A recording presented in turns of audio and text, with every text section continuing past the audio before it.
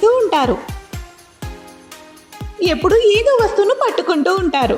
ఆ వస్తువులతో పాటు మరెన్నో జెమ్స్, బ్యాక్టీరియా, దుమ్ము, మట్టి, ఫంగస్ ఇంకా ఇలా ఎన్నో. కానీ ఇప్పుడు కాదు, మనకి ఉంది ఫ్రెష్ టచ్ ఫ్లోర్ క్లీనర్. దీంట్లో ఉన్న ఫార్ములా అన్ని రకాల బ్యాక్టీరియాలను, ఫంగస్ను తొలగిస్తుంది మరియు మీ ఫ్లోర్ని ఉంచుతుంది 99.99% పరిశుభ్రంగా. కేవలం 3 మూతల ఫ్లోర్ క్లీనర్ని బకెట్ నీళ్ళల్లో కలిపేయండి. శుభ్రంగా మీ గదిని తుడిచేయండి. ఇప్పుడు అయింది మీ ఇల్లు సురక్షితంగా మరియు పరిశుభ్రంగా.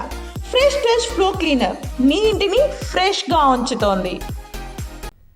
శీతాకాల విడిదిలో భాగంగా రాష్ట్రపతి ద్రౌపది ముర్ము హైదరాబాద్ చేరుకున్నారు.